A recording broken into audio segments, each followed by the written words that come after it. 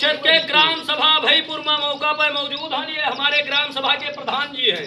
हाँ, नाम नहीं ब्रांड है, बहुत काम कराए हैं अपने क्षेत्र में और फिर काम कराई है। पता नहीं कितना गरीबन का तो आवास दे दी, पता नहीं कितना पेंशन बनवा दी और तन मन धन से सब सहयोग करत है। बिटिया बहन के ब्याह हुआ वहाँ पहुँचा था, तन मन धन से सब खर्च करते हैं।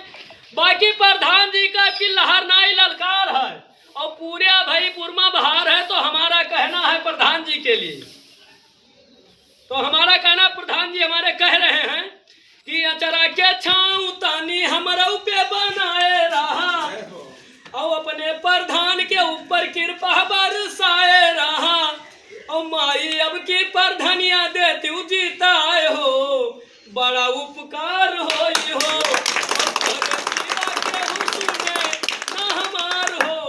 बड़ा उपकार हो।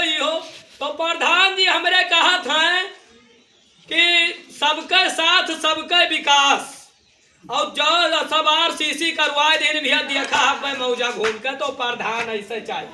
बाकी प्रधान जी का हमारे मुँह छी ऐसे तान दियो अब की और कस का ऐठा बहुत काम करे हैं।